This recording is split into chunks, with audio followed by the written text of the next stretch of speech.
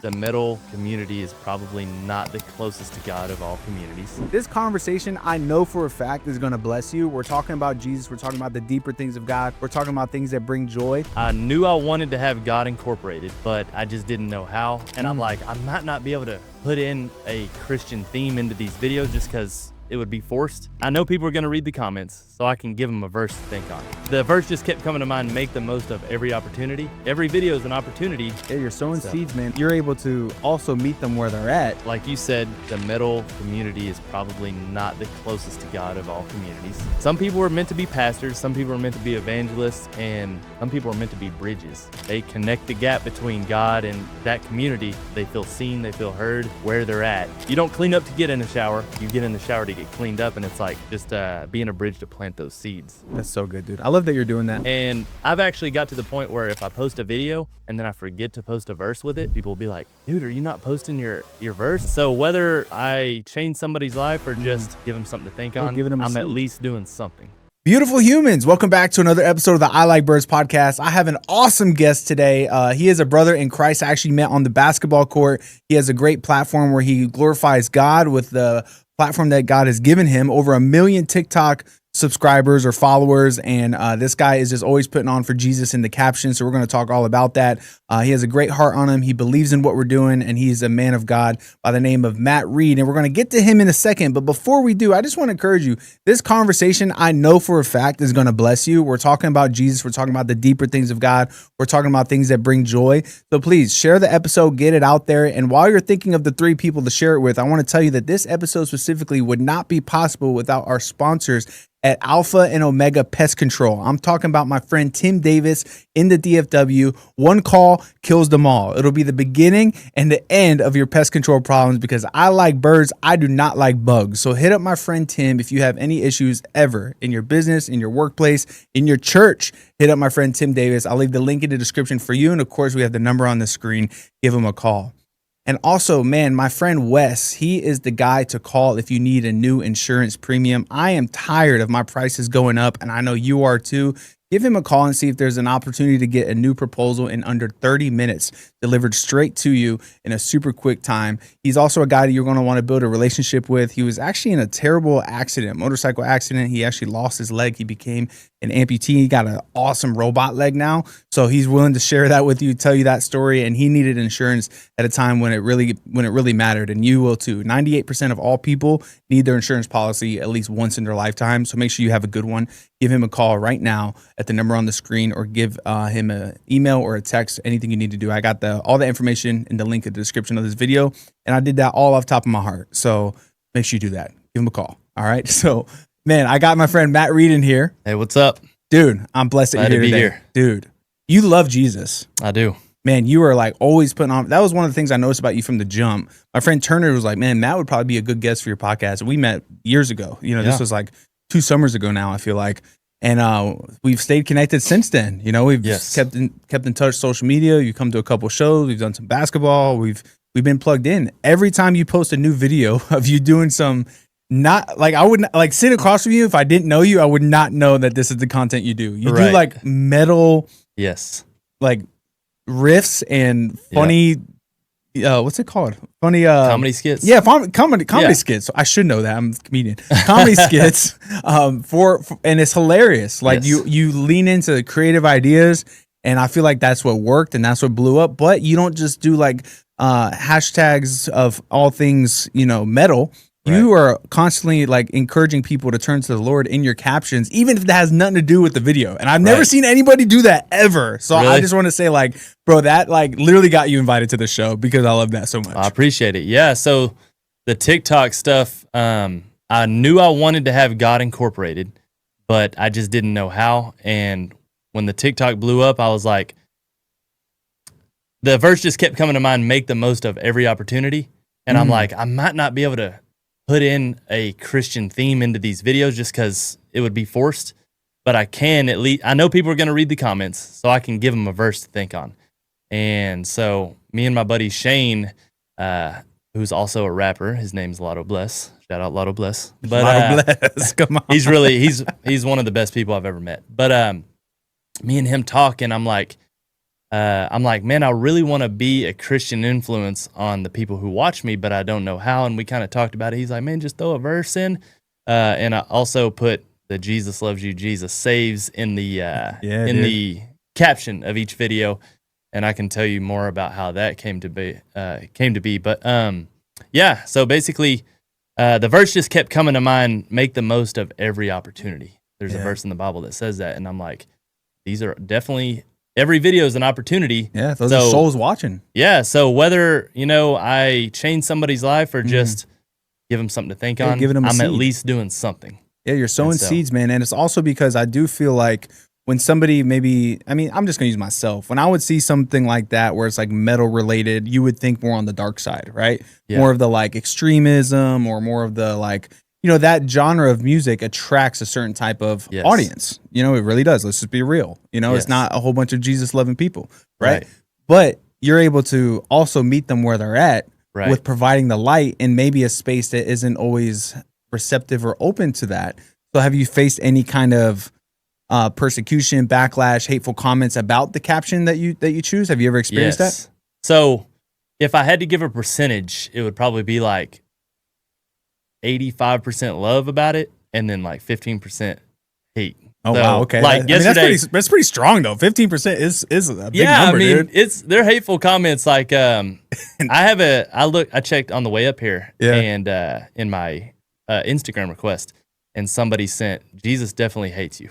And I was like, I'm just, I look at it and I'm like, I'm not going to reply to it. I'm not going to give him any energy, even though now if he ever saw this, he would say, he saw it. And, but you get just random stuff. And, it's probably a 15-year-old kid who's just, trying to be a troll on the internet or something. But no, I would say definitely more love. And I've actually got to the point where if I post a video and then I forget to post a verse with it, because sometimes I'll schedule a reel to be posted, and then it posts, and then I'm not thinking about it, and I'll go like 20 minutes later, and sometimes people will be like, "Dude, are you not posting your verse? I'm here before the verse gets posted," or so it's cool. It has a little routine to the video, and you've almost programmed your audience to expect that. Right. And that's a beautiful thing, because when they see your content, they associate your content with the word of God. Yes. And that's another thing. My girlfriend Giselle, my buddy Shane, these are probably the two people I talk to the most about it. But it was kind of like you said, the metal community is probably not the closest to God of all communities. And so when I talked to, those close to me, we kind of decided like, some people were meant to be pastors, some people were meant to be evangelists, and some people were meant to be bridges. Like they connect in community to and they connect the gap between God and that community, and it kind of blurs the line where they feel seen, they feel heard where they're at, and they're also receiving. And it's kind of like you don't get in a shower, you don't clean up to get in a shower, you get in the shower to get cleaned up, and it's like just being a bridge to plant those seeds. That's so good, dude. I love that you're doing that, and I love that there's like it's not just throwing it at the wall and seeing what sticks. It seems like there's a big intentionality behind it, and you're starting to see, you've seen the fruit of that. I mean, you've gotten 1 million people to follow you on TikTok, which is insane. Praise God. And then you're trying to grow your Instagram as well through similar content. You want people to engage with you. So let's say you hit that number. You're going for 100,000 on Instagram, right? Mm-hmm. And we'll leave the link in the description for everybody listening right now. Let's say you hit that 100K. What is that going to do for your ministry? What is that going to do for your message? Like, what is that? Why are you trying to reach that goal? For me, it's just something, this will make it to where I can do this for a career. The 1 million on TikTok is great. It's kind of already got me there where I can make money on TikTok and not have to worry about it. But the Instagram and YouTube, if I could get those elevated, it would be a solidified whole social media presence, especially YouTube. But to answer your question, it would just reach more people, and it would allow me to do it as a career. Do you feel like because you stuck into the like metal space that you're essentially, I don't want to say stuck in a box, but almost like, have you ever tried to make anything outside of that? And have you seen it like kind of fall flat? Have you seen the audience be receptive to more things than just that? Or what's the pulse on that? Yeah, no, I definitely feel like when you pick a niche like I did, you're kind of put in a box.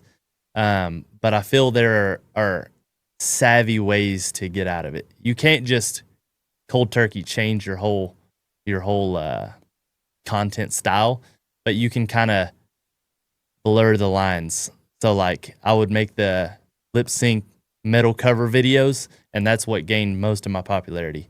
But now it's more comedy skit metal videos. So it's like the ones before, they're funny and, you know, make people laugh, haha. But it's like you can do that so many times before it kind of burns out and it runs its life cycle. Yeah. Now you need to do something different, and that's kind of where I'm at now. I've explored different comedies. Sometimes they hit, sometimes they don't, but I'm just gonna keep trying until I find the next thing that works. Dude, I'm gonna be bold. I want to be in one. You want to be in one? Yeah. Can we I like can write definitely one? put you in. Yeah, Dude, I would love. I've to, got like, a bunch of ideas that you could be in. Yeah. Okay. And cool. a lot of times it's just I haven't done them because it's hard to find people who want to be in them. Really? So, Why is that? I don't know. Well, for one, it's hard to get a bunch of people in the same place at once. For sure. You know what I mean? Like even 3 people, me, another person, and another person. I'll say, hey, can you meet here? The one person says yes, the next person says no.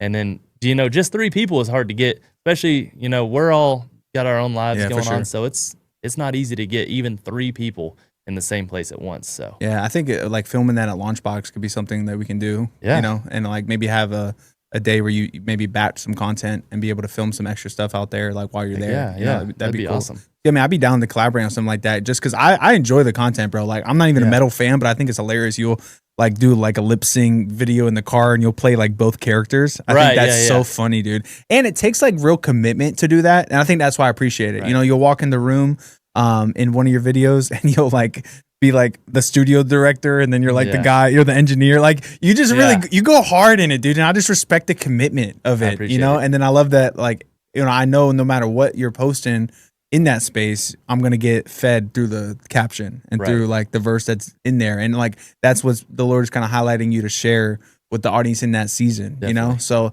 that's super cool, man. I really pray that you're able to like do that full time because that's a huge blessing, like to be able to live in that 100%. Space. And then maybe even help people in that content space to where you can help them get to that level as well. There's a lot of options and doors that can open from, you know, you having a solidified business model and in the content creation space for sure, which will be huge for you going forward. Do you find that have you ever like had an opportunity to speak at like a metal convention, or like has your content opened up any doors for you to be in a public place speaking to people? I had not speaking to people.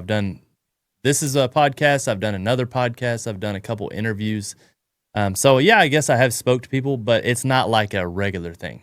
I don't get requests for this like every month or something. So, but I have gotten opportunities. I always try and make sure people know like the only reason I have what I have is because, amen. You know, God's the only way that any of this happens. So you have the platform. So I wonder, we clip this up. Do you post this on your platform or no? Because it's not in the. No, box? I'll happily post the clips on my podcast of this podcast on my page and stuff.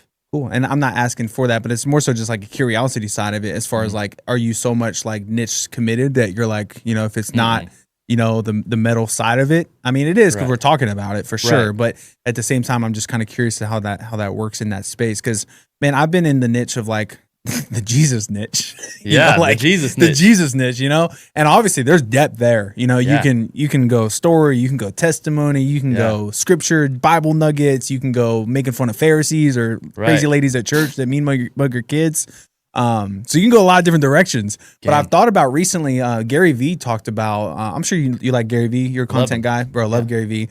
He's definitely not Christian. We're not endorsing his, I don't know if he's Christian or not. I don't think he is by his language, or he's never really professed his faith, but I'm not endorsing him as, you know, like somebody you should follow in your faith. But as far as content strategy, he's your guy. He's expert. But he talks about like potentially doing, like your niche as your 80% of your content, but then just throwing something random in your 20%, you know, just like other things that you do. Like, even if you like cheeseburgers, like just posting like your love and just kind of throw off the algorithm, throw off your audience, capture a new audience that maybe never knows about you, but they also love cheeseburgers. And then they come in and then they find out about you. Maybe some of them stick, maybe some of them don't. So it's kind of eye-opening because I've been really like into the podcast coaching space recently, where I'm helping people launch and grow their shows. I'm helping people turn their mission into a message. So I've considered on this podcast really leaning into that and having conversations with like business owners that have a mission or people that are in the content space and trying to help other people that are maybe watching to be able to like learn more about content or podcasting, because that's like what I'm interested in right now. But I've been kind of a little bit hesitant to like fully lean in. You know, I'll mention it on the show, but I'm not like leaning into like a whole episode is specifically about this and then I'm posting it on I Like Birds. You know what I mean? Right. Yeah. So I'm curious as to like how that works or what your thought process is on that.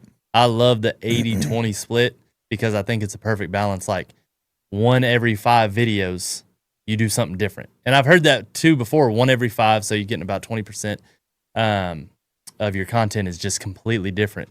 And the first person that comes to mind, have you ever heard of Zacharific? Oh my gosh, he's hilarious. He's a Instagram, TikTok, like he's on all this stuff. But he kind of has this bit where he's a normal looking guy, but he'll do this bit to where he's the richest, he's the most famous, every girl wants him, you know, like, and he'll have in the background, in the green screen, it'll be like, it'll have an article that, you know, he probably generated or whatever, and it'll say, Sydney Sweeney and Zacharific break up, and, you know, the scene leaving his Beverly Hills mansion and stuff, and he'll be in front of it like, oh my gosh, guys, can y'all please give me some privacy, like, you know, and it's a funny thing, but then every now and then, he'll post a singing video. He plays the guitar, he sings, and he's really good. And so if you look at those, his comedy videos get you know, millions of views, and his singing videos get less, but all those people looking at his comedy, they're still scrolling past that, and he gets a lot of attention on his singing videos. He has a separate singing page. But anyways, I say all that to say the 80-20 split is 100% a great idea in my opinion. And yeah, I would love to have speaking clips on my page as well. Yeah, so. I'm grateful you shared that, and I think it's important because it also shows that you're human and that you're interested in more than just one thing, and that you have more gifts that God has given you than just one thing, you know. And I think it opens up a opportunity to meet people where they are, you know. And you know, for instance, me and my wife will make a funny video. Like Cozy Earth is one of our sponsors. Shout out Cozy Earth. Promo code I Like Birds for 41% off. Christmas is coming up. Hey, get yourself one. New Year coming up. Get yourself some. Yes. But we made like funny videos to promote Cozy Earth, and that was really fun, bro. Like that like brought us together. You know what I mean? Like it was a memory. It was a moment that we enjoyed, and like we just, you know, posted that, and it was great. And so like and just recently, man, we did the talent show this past week, and that was just a huge. How did that go? Bro, it was so good. Really? It was a huge leap of faith because a lot of moving parts behind the scenes, you know, because normally when I do a live event, I just have to worry about what I'm saying on stage or what me and my guests are talking about, or if I have a few other people booked. It's not having random people audition and get passed and like, send in background tracks and media graphics for our team. And we don't have a huge team, you know. It's like me being like they're juggling. Yeah. We're all just juggling some things, and we've never done it before. Huge leap of faith. First, I joked. I was like, "This isn't the 10th annual. This is the first annual." Yeah, you know? So like, there's gonna be some kinks. But man, God showed up. Man, He truly did through people's gifts, and to just be able to see like how much talent some people have. Like this dude Russell. He just jammed out on the guitar and was just crushing it. He did like a Christmas rendition of the song, and it just like it had like highs and lows. The guitar was singing, bro. The guitar was singing, and he crushed it. And then the next person was a kid named Ben who he first time ever performing, and he sings like songs on Instagram, like in his on his platform, and he was so nervous, bro. He was so nervous, but it was so sweet and innocent, and the crowd loved him and they encouraged him, and he like did something bold, and he was like, "I'm here for my Lord and Savior Jesus Christ," and like touching moment, dude. You know, core memory too. Yeah, dude. His family was there, and he was just, you could tell he like lit up about it. He was like the first one to post after, like how much joy he had, and just a really cool moment. And then my wife got to dance, bro. So my wife came out to dance as like a special act while one of my buddies led worship, because my wife's been a professional dancer pretty much her whole life. I didn't know that. Yeah, so she does like ballet, and she's like does the Nutcracker every year for the last few years, and she's been like she's traveled to dance. She's a bad motor scooter when it comes to dancing, bro. That's awesome. So we haven't really found out had a way for us to be able to like collab. You know, me and my wife when it comes to that. But she like I wanted her to do it, and then she mentioned in the past that like, oh, maybe I can come do that, and I was like, that'd be amazing. Yes, please. Like my audience like wants to know more about her. My like people in my life are like, where's your wife? You know, and my wife, we have small kids, so a lot of times she's not around. You know, so. This was the first time she was actually able to come to a show. She brought my daughter, who's 1 now. So I was able to like hold my daughter while her mom was dancing, and my buddy led worship, sang Elohim, and bro, it was just so fire to be able to see. And I unfortunately I forgot to tell them. I don't even know. I think I did tell them, but they didn't tell the right people. I told one person, they didn't tell the right person that it needed to fade out at 90 seconds. So she had to dance for like 3:30, dude. And she was gassed, dude. Yeah, she was worn plumb out. Gassed, bro. She was just, but she exited the stage gracefully and did it with excellence. And man, we had this rap group ended up winning the whole thing, dude. What? Yeah, so it's SMG Studios. So they're going to be on our show in January in studio to talk about like their story. And it's a married couple, and they had swag. They were dancing. It was like The Baby, if you ever heard his music. Yeah. It was like that, but like for Jesus. And it was super fire. They had everybody on their feet, like into it. It was at the end of the night too, so people were like tired, but they got all the energy out of people and crushed it. And then so that was cool. And we had 4 judges lined up too, dude. So that was really cool. So we had like people giving feedback in real time. So yeah, it was a beautiful night. People, as soon as I got off stage, were like, please do this again. This was so great. And it was cool because that was like the one event I didn't want to do, but I just listened to the Lord and did it. You know what I mean? I was just like, all right, Lord, it's for you. Like, it sounds stressful. Yeah, I didn't do any of my like talent. I was just hosting and emceeing it and just trying to get people there. And 30 plus people showed up, and we live streamed it, and it was really fun, dude. So I appreciate you asking. Yeah, it was a joyful moment for sure. It sounds like a stressful thing that when it's over, you're like, let's do that again. Yeah. You know what I mean? Exactly. It was one of those where it's like, okay, this was worth it, but like leading up to it was, and we had 3 tickets sold the week of.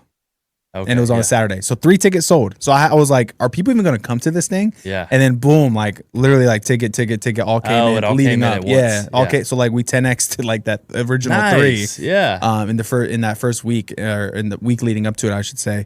And so God showed up. You know what I mean? Like I was stressing it for sure. Like, man, we're doing all these things and people aren't buying tickets. Like, what is going on? And tickets are only $20. So I was just like, is it the time of year? And then my church was having this huge worship event. So like all my church was at that. So I was it made it hard. It made it a little bit harder to like get people in the building, Right. But at the same time, people did show up, did have fun, and it was a good time. But good. And you've come to a live audience show before. Yes. And that was awesome that you came and got to just kind of see what we do out there. And I got to connect with some of my peeps, and it was cool, man. It's very community centric, and I love that. I think it's important to bring out people. It's kind of like our version of church in ways. It's where we can love on people, pray on people, and just meet people where they're at.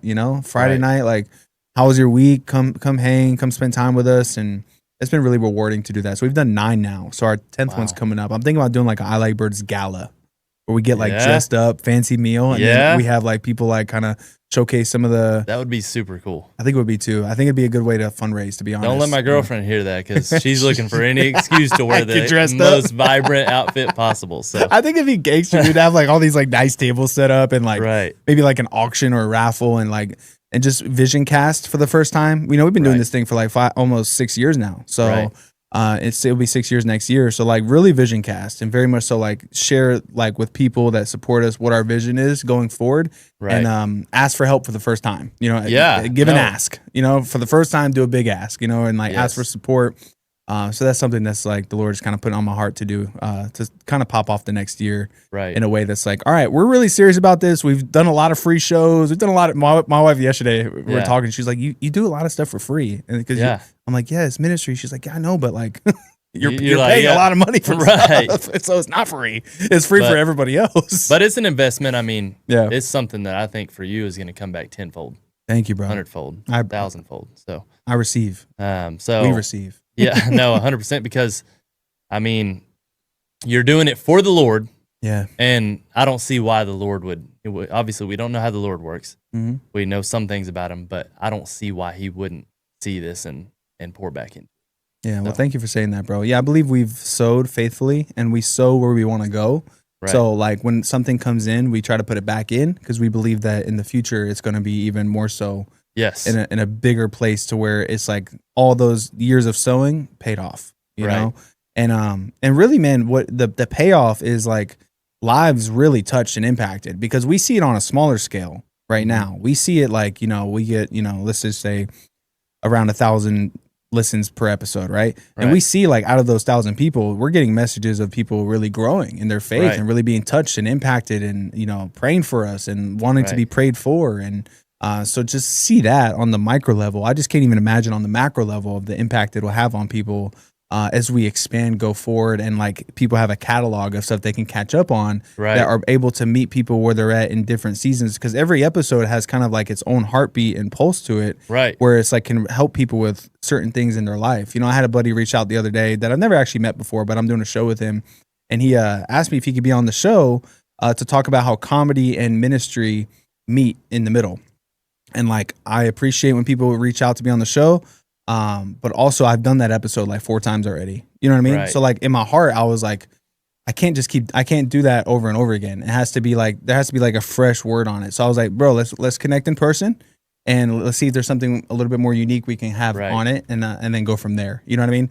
So it's just like, I really care about this thing. I want it to be something that is it's a platform for Jesus. Right. And if I treat it that way, and I really am intentional. I don't just say yes to everybody that's ever done me a favor or yes to everybody that asks. And I really am selective of like, does the Holy Spirit line up with this idea of this connection, of this conversation? And does he release you to say yes? Like for you specifically, bro, he put you on my heart and then he just kept doing it. Like he kept being like, invite him. I was all right, right time. So it's like the Lord speaks on that for me specifically. He really does, of like who to invite. And when I invite somebody, it goes a lot like a deeper, it's going to feel better than if somebody asks me, Right. And so that's kind of where I'm at with it too. But also like, I appreciate when people show interest, but I feel like I'm talking a little too much here about all that, but you're good, it's just, that's kind of how you got to run a ministry. It's how you got to run your own platforms too. Right. Like if somebody's like, yo, I want to come do a metal video with you, but you have no like actual connection with them. You're not really sure. It's like, that seems very transactional. Like, what's in it for you? You know what I mean? Right. Yeah. Like for me, like me saying like, let's do a clip and stuff like that. Like that's for joy, right? Yeah. Rather than it is for like, I want to be on your stuff. Like we've already had the viral videos, we've already had the views and the big guests. Like we've had all the worldly metrics. Right. Now it's like let's just do what we're called to do. Right. Yeah. And I mean, going back to you said you're gonna have a moment here soon where.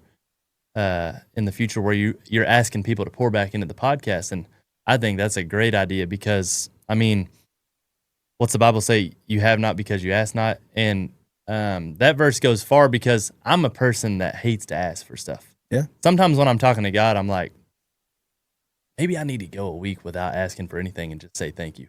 Because I hear myself talking and I'm like, hey, God, can I have this? Can I have this? Can you do that for me? Can you do that for me? And I always try and thank him too, but sometimes I'm like, I'm asking too much, so I'll not ask, and especially with people, I'm like, I don't want to ask for anything.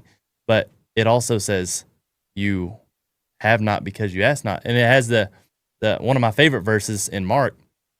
It says, when you pray, pray as if you've already received it and it'll be yours. So I think some manifestation pages kind of take that out of context and, twist it around and stuff. But going back to what you're talking about, I think that's a great idea. I just heard a story the other day. This girl on Facebook posted a picture of her with a prime Michael Jordan. And actually, I think he was on the Wizards, so a little past his prime. But still balling. A balling Michael Jordan. It's her as a little girl sitting next to Michael Jordan. And so I'm a huge Jordan fan. I'm like, I'm going to read this. She says, I'm at Jordan's camp, and she said, Jordan calls on her, hey, if you make this shot, you get a free pair of shoes. And she says, okay. She takes it, misses the shot. And anyways, the story goes on to say he never picked the same person twice. And so in her mind, she's like, next time he calls on somebody, I'm not even going to raise my hand. But her friend said, raise your hand, he might pick you. He said, he never picks anybody twice. Raise your hand, he might pick you. She raises her hand. Jordan says, you, come on. First person to ever get picked twice.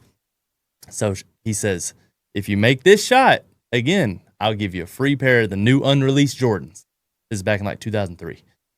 And she whispers, can you come here? He leans over. Make this shot. And not only me, but my 5 friends also have a pair of shoes. Jordan, hand on the hip. Who you think you are? But he's got that Jordan smile on him. Yeah. Deal. She makes the shot, gets the unreleased Jordan for her and her 5 friends. And then at the bottom of the paragraph, she says, don't be afraid to ask. For, everything told her this is not worth asking. He never picks the same person twice. He only offered me shoes. Why would I ask for 5 other pairs? Dude. But everything, everything pointed her not to ask. But sometimes you just got to ask. Dude, number one, I love that story. I love Michael Jordan. I love Jordan. I love Michael Jordan, dude. I'm a hooper, obviously. Like, I think he's goated. I think you can't pass him, dude. I don't care how many points you score if you play 23 years. No, you can't pass him. He's the GOAT. He's the GOAT, bro. 6-0. Love Jordan. Yeah. But man, I have to say the power of the ask. The power of the ask. Invitations to come on our show from big guests is all come from just the power of the ask. A DM, an invite. One thing I did today, man, I sent a 7-minute voice message to somebody that I highly respect, asking him for something. And I haven't heard back yet, but I've definitely felt very much so led to ask, because I haven't asked something of this. I have asked something of this brother once, but I've saved the ask, and it was just simply this. This was the ask. I'm going to be completely transparent with everybody listening. I said, dude, I'm in a position where I know like we're close, things are happening, but like more is going out than's coming in right now. I think I would do really well at a bigger network to be able to go on their show and host a awesome program on their platform. They already have the audience, and I can come in and supplement what they're doing and be able to provide value. Do you know anybody at Daystar or TBN Networks that is looking for a young host that can navigate a conversation? And this is a person who has connections like that? Yes. What? So I asked that today. So it was a bold ask, bro, but I felt like in my heart, like that just we might not be in the position right now with I Like Birds to be able to bring in like a bunch of revenue, which is fine. Like, it's going to happen when it happens. Right. Right. But if I can go into a place and use the gift that God gave me to help them with what they're doing and be able to do what I love, which is interviewing people, conversations, talking about Jesus. And if I could supplement that with that gift and be able to bring in revenue for that, maybe that's a path, because somebody prophesied over me that you're going to be on another network. That's not your show, but you're going to be able to use your gift in another platform as well. So I was like, all right, bet. So maybe it comes down to me asking for that handshake, or maybe I can audition for something, Dude. So I really see that as something that could be a possibility. Will it happen? I don't know, but I asked for it today. Hey, play this back in 1 year's time. Yeah. Cause I went to stinking, what's it called? I think it's called Trinity Studios. Trinity Studios in Fort Worth for the Philip Anthony Mitchell live audience podcast. And I walked in that place, bro, and I said, man, I'm going to be here one day. I don't know if it's for my own show, but I'm going to be on something here. And it's beautiful, bro. The studios they got there are insanely cool. And to just be able to go and, show up for work essentially and like do what we do at a high level, in a place where there's already an audience, dude, sign me up. I know it's bold, but dude. Wouldn't that be crazy if you get off the show today and you have something? That'd be crazy. Anyways, that would be crazy. Come on. But no, I think that would also, I've listened to Rick Rubin. You know who Rick Rubin is? Yeah. Okay. Rick Rubin, I like to watch his videos because he's very creative. And he is very creative. He consults people on how to be creative as well. Yep. So he actually recommends that if you're a creative person, don't jump into making the creative thing you do your job too fast, because it can stress you, and then you'll lose creativity. Yeah. So he recommends having maybe working for somebody who already has it down, and like you're kind of what you're saying. Yeah. Like now you got a good income coming in. You're doing what you love, but it's not all on you. Right. You know what I mean? So, and that's kind of when I jumped into TikTok, I mean, it's still stressful to this day, like, because it's a month-to-month thing. It is. Whereas if you work for somebody else, all the stress is off. You could just create freely at that point. Yeah. So, and I've done that. I've had my previous place I worked at, I was able to kind of do that a little bit, but it was very much so it turned into, instead of, I almost felt like I was too much of an employee. you know, in ways to where it was like, and maybe that's going to be the case if you get a job somewhere. Right. I have to be okay with that. Yeah. But at the same time, I'm like, maybe let me just shake a hand, you know, maybe let me just see what happens, you know? And I think it's even a possibility that a network picks up our show, period. I think so. You know, we would like your show on our platform. And then next thing you know, you're like, you know, and that's how, honestly, a lot of like Barstool Sports, this is a terrible example, but Call Her Daddy is the first one that pops in my head. Joe Rogan, like these shows start off, the Travis Kelce one, they start off doing their own thing. And then like Spotify gives them a big fat check to go like be at Spotify or be at Sirius XM or, you know, and so it could be a cool opopportunity like that comes up. Netflix just added on an executive producer to be able to get podcasts, you know, so that's huge. So that, like podcasts might start going to Netflix. So I mean, the doors are out there, the opportunities are out there. I think they're going to continue coming. So, but again, with the ask, it's like, bro, just put yourself out there sometimes. And even if it's a no, you're in the same position you are. You feel a little awkward, but you're in the same position as you were before. And also, if like you don't even hear a no back, like knock again. Yeah. Reframe it, repackage it. Yo, I've been knocking on Dark Sports door for consistently like for 2 months now, an email every 3 days. Good, dude. That's Andy Dufresne. You know the Andy Dufresne story? From Shawshank Redemption. Have you ever seen Shawshank? I think I have, but I can't. Okay. No, I don't think I have. So he's a brilliant banker. He gets in trouble, or he gets a false accusation that he murdered his wife. So he has to go to prison at Shawshank Redemption, Shawshank Prison. This, yes. Right. So he's in there. He makes he's doing his time. He's brilliant. He wants a library for all the inmates, essentially. Mm-hmm. It's a crazy full story movie, but this part of it is what I want to unpack with you. So he wants state funding to build the library. So he sends a letter to the state every single day for an entire year. And they finally send him a check and say, please stop sending us letters. Yeah. Here's the money. Here's the grant money to build the library.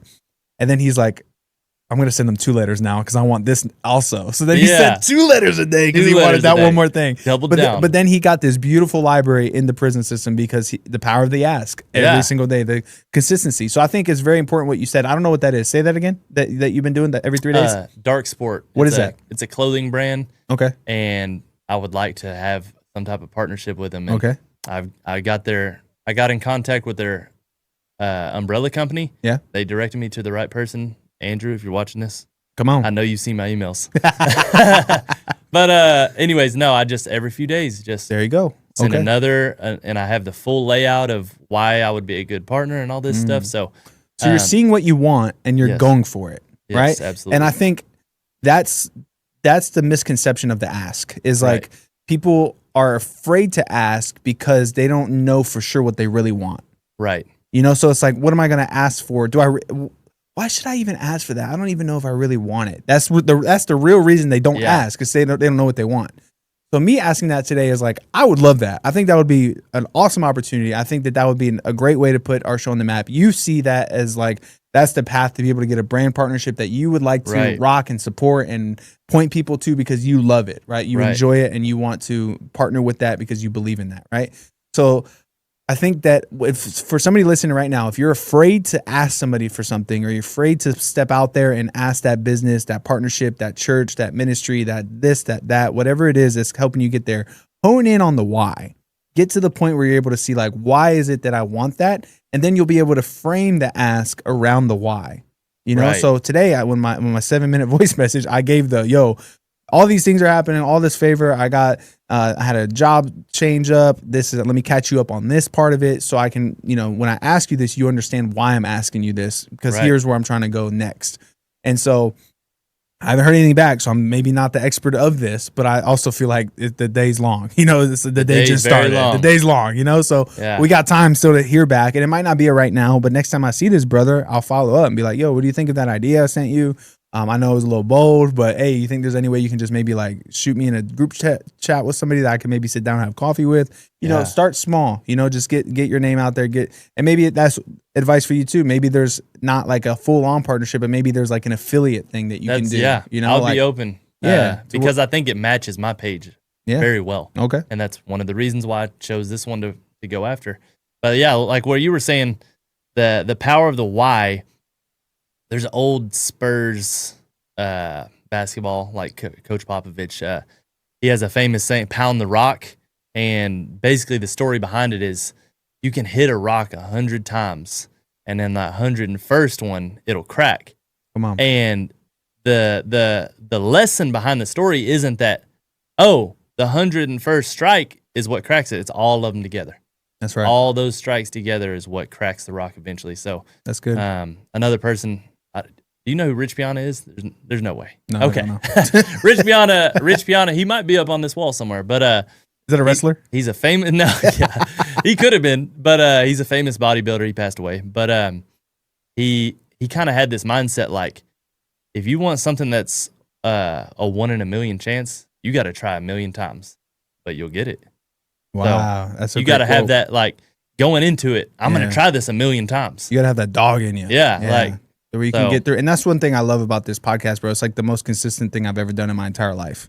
Yes. You know, like rain or sunshine, we're dropping an episode at least once every 10 days. You know, rain or shine, we're sticking with this even when we're not seeing the fruit. Rain or shine, you know, it's happening. And we're gonna, this is the long-term seed that I feel like the Lord has really called me into, that is going to leave a content legacy, a faith legacy with people. And I just know that you know, God's going to put that inside of you if he hasn't yet. He's going to put something inside you that where it's like the undeniable thing that you can't walk away from, because if you did, the Lord never called it for you in the first place. And like everything I've ever tried to do on my own and my own like volition, my own pursuit, like I've started podcasts in the past that had nothing to do with God, but I was interviewing people or I was doing comedy podcasts and never stuck with it, never even cared to stick with it until I started this when it was for something greater than I. It was big. You know, it's for Jesus. Yeah. So I think a lot of times we need to hone in on like, what is the thing that we're doing for Jesus? Yes. That is bringing people to him. And I feel like that's the greatest way to not give up and not grow weary. Because if I could have grew weary on this show so many times. No joke. And just been like, why am I doing this? 60 people listen to it. Like, you know, like 16 people listen to it. Oh, this got people unsubscribe from my more people unsubscribe from my email than they clicked on the thing I wanted them to click on. You know what I mean? Like that happens still. I'm like, that's weird. You know, so you just have to attach your why to something greater than, you know, yourself, you know, and what that self thing is going to do for you and what fulfillment that you think is going to bring you. It has to be something that is lined up with the mission. Right. And what it's going to do for others and how you can help people and serve people with that. So if you're enjoying this conversation, hey, share it, get it out there. We're here at Swole Nerd Productions out here in Fort Worth at a beautiful studio. We would love for you to partner with us by sharing this episode, getting it out there to more people. And if this is your first time here, make sure you subscribe. I'm here with Matt Reed, man. We're talking all things Jesus, all things faith. And man, so what is like 2026, bro? It's coming up fast. Yeah. What is like the bold ask of what you're asking God for?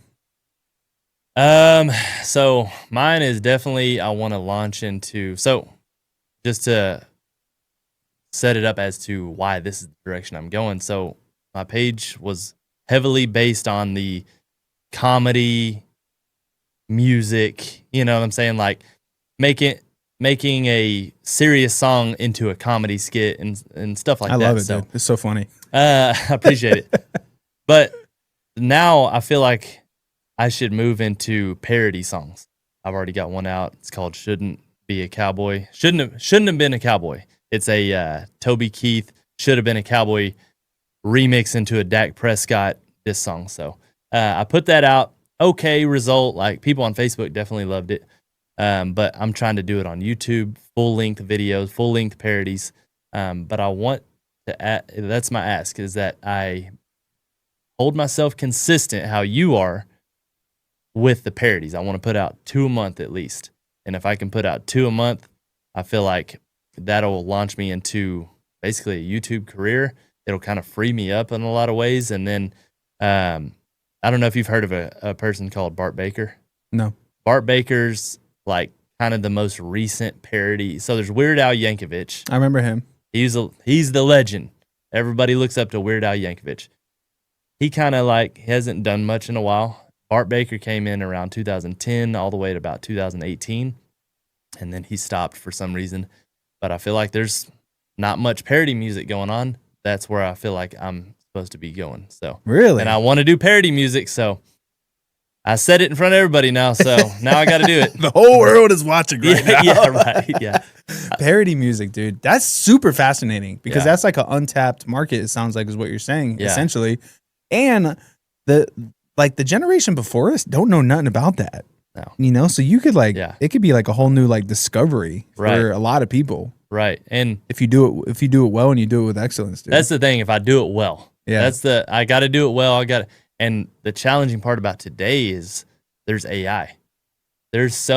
I can spend 2 weeks making a parody song and video to go with it, whereas somebody can spend 10 minutes making an AI parody, AI video. Yeah, but people respect it so much more if it's from you. So, and we've already just recently seen that the #1 charting Christian song was an AI song. Two of them, #1 and 2, according to Forrest Frank. So yeah, and that's definitely the source these days for all things Christian music. Right. You know, he has the pulse on it all. Frank. Yeah, he's like, I'm not going to the awards. I don't think Corey Asbury was correct. Right. I got healed in 2 weeks. You know, like he's got a lot of storylines. If you've noticed that. Yeah. He's kind of the 6ix9ine of the. I hope that's not a hot take, but he knows how to get the eyes on him. Yeah, he does, dude. He does did. that little thing where he walks by the camera, acts like he just sees it, and then comes up and then tells you like, tells you something fascinating. Yeah, exactly. You're like, oh, hello there. 2 of the number. Yeah. So, but yeah, I mean, I think we saw like the blowback of that. We saw people like, you know, I mean, it makes sense as to why they would be the ones that say like, this is because that's their livelihood. That's their livelihood. Yeah. And so, and I get what they're saying, but also like, I might have a contrarian perspective. I think it should highlight how important, you know, Christian music is from the vessels of souls. You know, like that means if the #1 and 2 song is AI, that means we need to make better music. The music needs to step up. Yeah, that's what that means. You can tell when something's AI almost. Yeah, like your internal senses start tingling. You're like, this sounds like it could be AI. Yeah, and so if that's #1 and #2, that tells me there might not be a whole lot of great songs out right now. Yeah, and we got to step up. And so, I mean, and even for, you know, the parody side of things, which, man, I'm fascinated by that. I pray blessings over that, bro. Thank you. For real, man. I think that's going to be great. I would love to be a part of one of those, too. That sounds fun. Dude, you'd be so good in the parody because you already got a comedy sense to you. You'd be perfect. That'd be fun, dude. I love creative stuff like that. I once did a skit, dude. Back in my comedy days, we did a 5-minute skit about CBD, and we treated like CBD like it was marijuana. Me and my buddy, we went to like a vape shop, and it was so funny. We're just like, oh, does this help with my glaucoma? Yeah. You know, like we're just like being silly, and we got like pulled over in the skit. It was really fun, dude. We actually got nominated for a Battle of the Skits award at the Improv. Really? And, like we placed in the top 3, and it was our first ever skit, dude. It was crazy. So it was cool. So we got like low key like internally validated from our art just by like getting nominated and be like like the whole comedy club watched our stuff on stage on the screen, and then people voted and stuff. So it was super cool.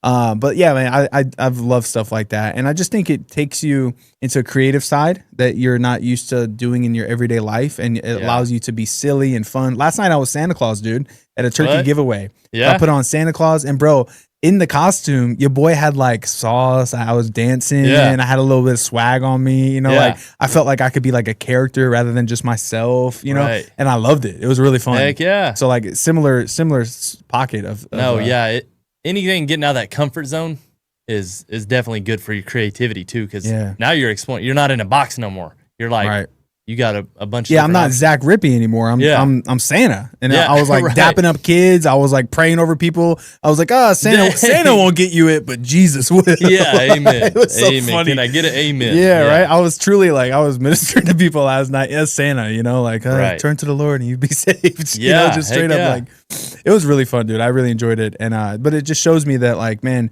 just say yes to things. You know, that was a need too. Like they were like, oh, because anybody be Santa for the turkey giveaway, and everybody's like Zach. Yeah, and I was like, all right. So you got them joyful eyes, man. So even behind the beard, yeah, you see the joy in the eyes. You're like, that guy needs to be Santa. Yeah. So honestly, bro, it was on my bucket list to be a Santa one day, and so I got to knock something off my bucket list in my 30s. You know, and I thought that was really cool. And so I just kept sharing that with people, and people were like inspired by me saying that. They're like, that's crazy that was like you intentionally thought that you want to do that one day. I was like, yeah, because everybody loves Santa. Like, why would you not want to be 100%. Santa? You Yeah, know? why Like, wouldn't you?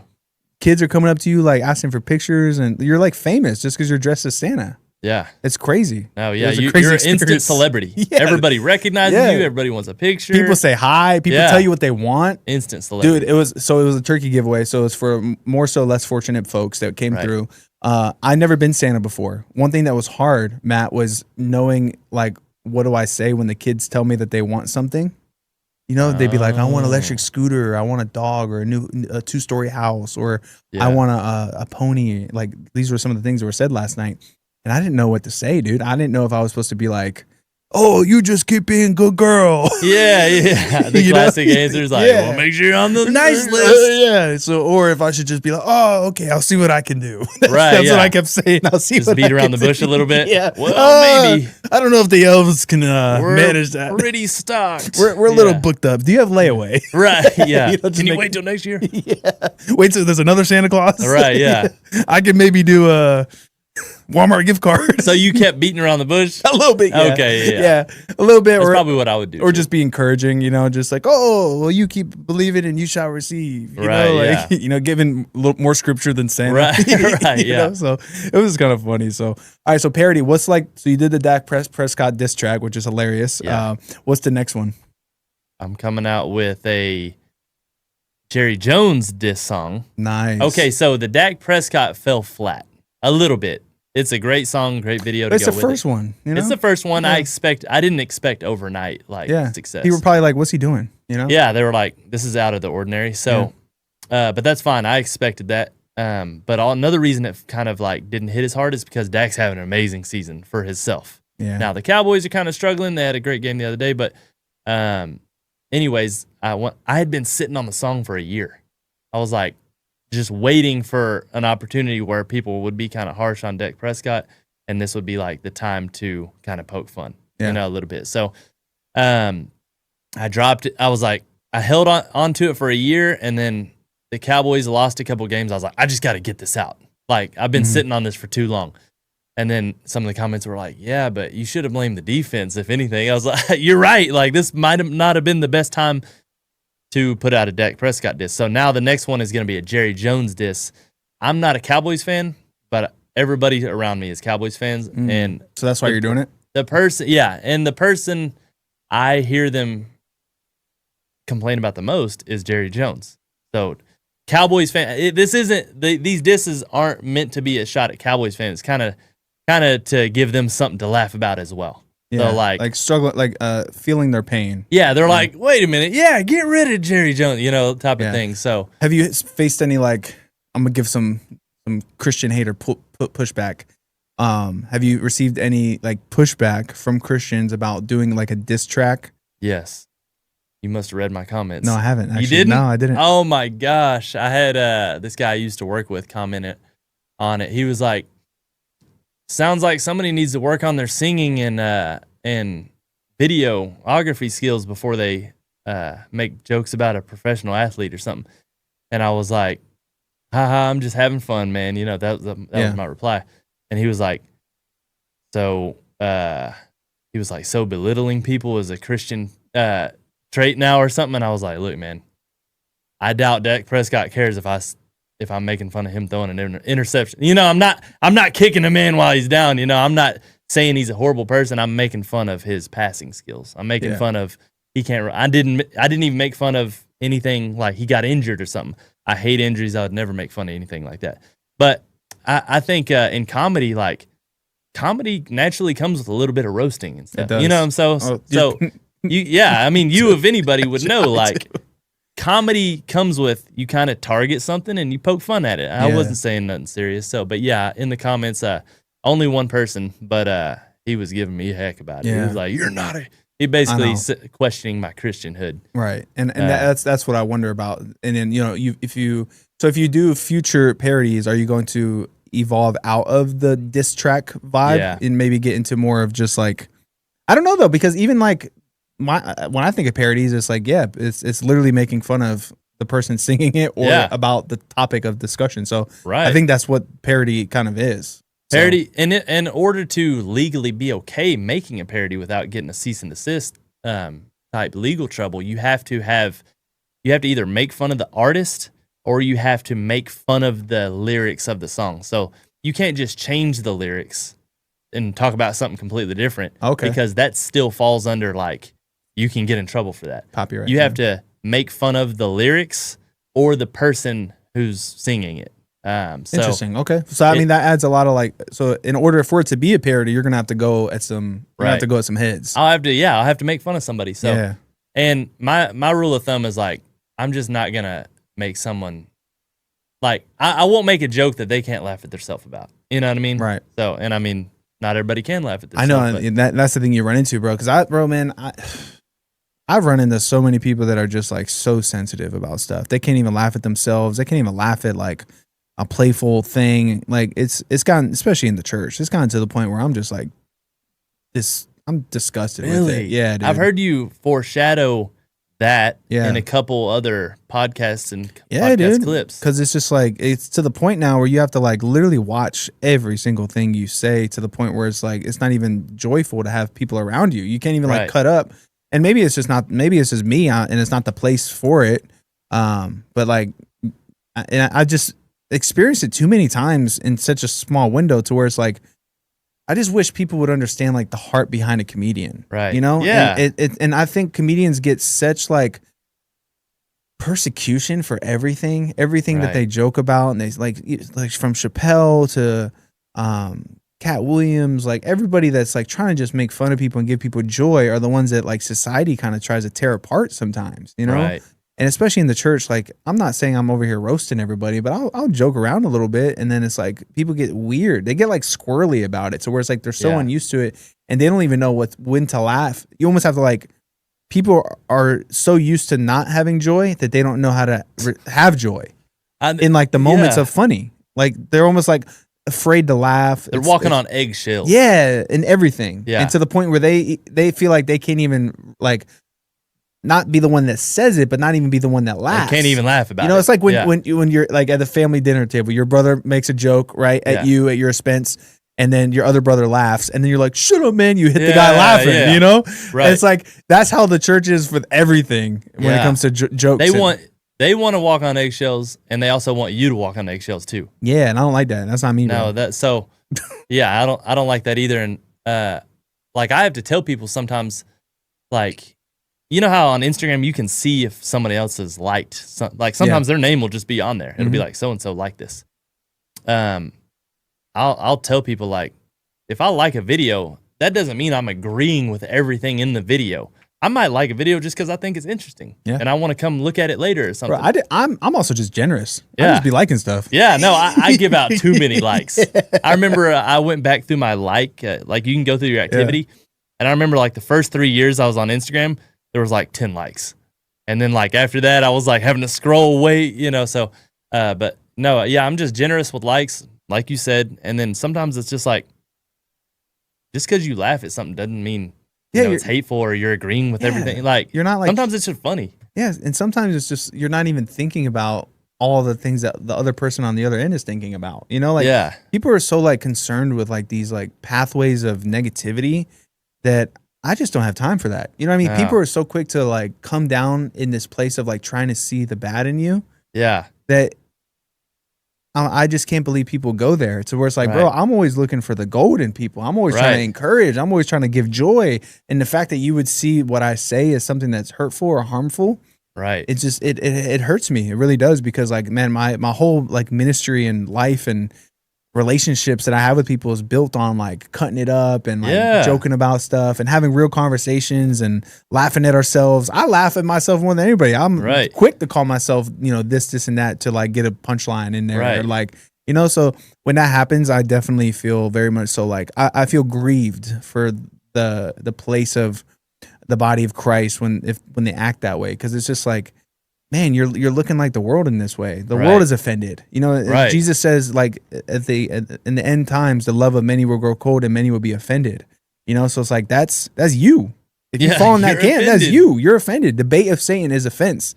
You can't be offended with jokes and words. You shouldn't ever even let those like really impact you or hurt you. Yeah, it should just be like, I didn't like that, but all right, like we'll move on, and if you don't like a joke, like just let somebody know. Don't go gossip about it behind my back and then get me in trouble. Right.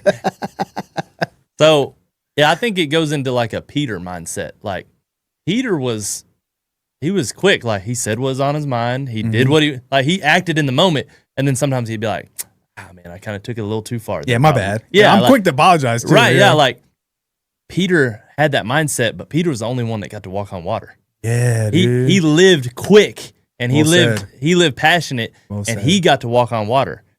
And that's because he lived with no hesitation. I think. I mean, that doesn't say that in the Bible or nothing, but I think it's because he was the most bold. That's a fire revelation, bro. That is good stuff, dude.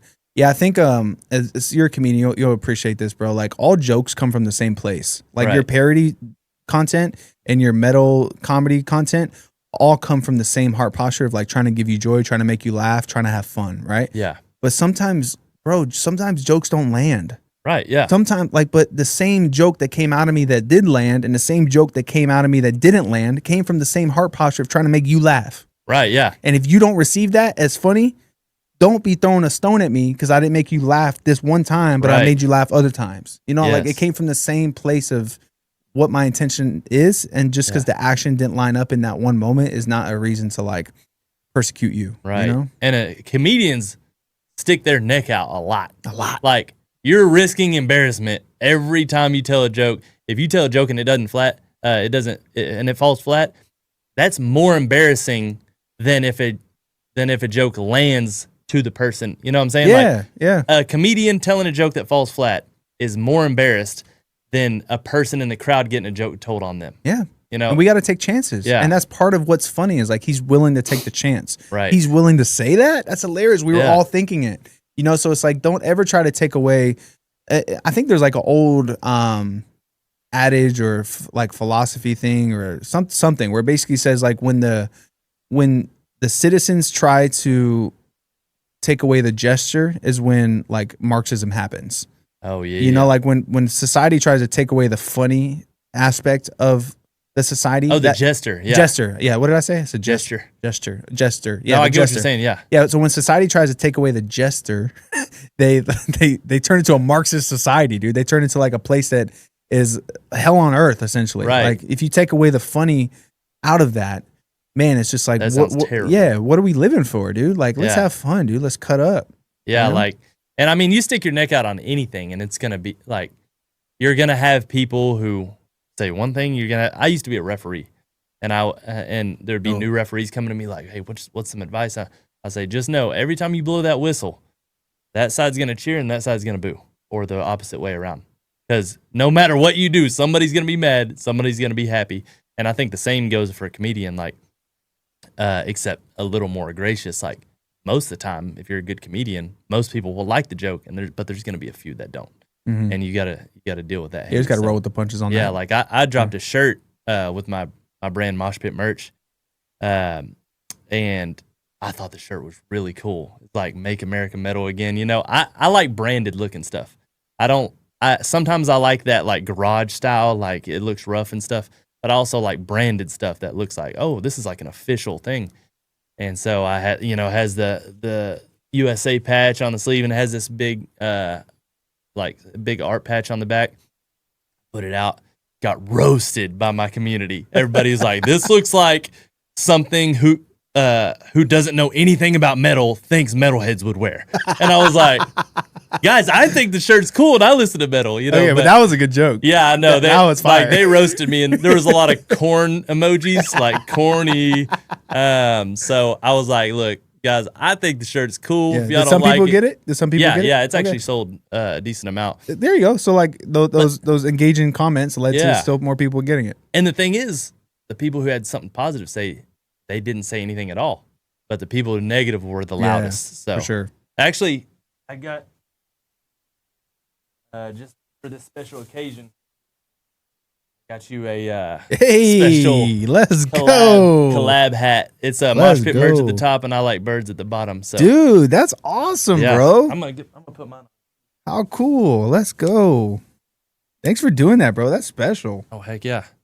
But yeah, I was just like, that's you just kind of have to be true to yourself. Like, look, I know people are going to roast me for these shirts and stuff that I think's cool. Not everybody's going to think it's cool, but if I think it's cool, what's it really matter? Yeah, So absolutely. And that comes down to even our faith, like yeah, we got to choose like what we know is right, what we choose, like what our hearts line up with in the faith, Right. and it's like, if the world's going to come against that, so be it. But God made us this way for a reason, Right. And I think that reason is to glorify him. It's to build relationships that point to him. right. It's to just be salt and light, in this dark world. So of course, you're going to piss off the demons every now and then, Mhm. so you got to be okay with that, because Right. that's, if you live for the cheers, you'll die by the booze. Yes. Yeah, and that's where we gotta understand that. So, man, Matt, this was awesome. I appreciate this. This is so Yeah. cool. Heck yeah. That was my alarm to wrap up because my wife has a dinner date Oh, tonight. no, you're good. Yeah, hey, perfect timing. Perfect timing. But man, this is a phenomenal conversation, bro. I loved every bit of it. I really appreciated just being able to like unpack this with you and just talk about like our own missions and the comedy aspect of it and the content side of it, and just being able to like ask God for big things and ask people when you need hope for stuff. I think there's a lot of value in this one for sure, and I think people are going to really receive from it. So thanks for coming on today, bro. Absolutely. I loved being on here. So Yeah, thank you for the invite. Hey, you're welcome, bro. Thanks for all the support too, man. You're always a real one online and showing love and in person, encouraging me and giving great wisdom, bro. So everybody that's watching right now, go check out Matt's stuff on TikTok and Instagram and YouTube. I'll link his stuff in the description of this video. If you want to get some of the mosh pit merch. Mosh pit merch. Yes. Mosh pit merch. We'll leave that in the description for you as well. And we're just thankful that you're here. Hey, don't forget, share this, get it out there. If this is your first time here, of course, hit the smash on the subscribe button. The like button is always very helpful as well to boost the algorithm, get more people here to hear this conversation. And then if you guys want to support what we're doing, man, we got ilikebirdsministry.com. You saw that we have the hats up there for sale right now as well. It's a great way to be a walking billboard for what we're doing for Jesus and for this show specifically, and the lives that we're reaching. We also have the 21 Days in Africa book that you can get right now. I'll sign a copy. I'll send it to your house. We have trip photos from the mission trip that we went on, and a lot of people have found a lot of joy and comedy and just their eyes open to the things that happen out there in Uganda, Africa. So please support the book. It goes a long way. And it really just makes us feel good shipping it out to you, signing a nice little message and showing a little something that my son made for everybody that buys the book on our website specifically. It's also available on Amazon, and your support means the world. And guys, if you guys haven't tuned in yet, I would encourage you to check out the Marcus Rogers interview. It actually just dropped yesterday. Me and Matt are in the studio today in November, and it dropped yesterday. And I believe that there's a fresh word on it whenever you tune into it. So check it out. It's very powerful. It's very much so leaning into the raw and real, and you're going to really enjoy it. It's getting such good feedback. We actually had 1,000 people tune into the live stream, which is insane. So you're going to want to check it out. It's on our YouTube channel right now. It's also on the Spotify platforms and the Apple platforms. So we appreciate you so much for being here. Don't forget, I like the Bible and I like words. So therefore, I like birds. See you next time, everybody.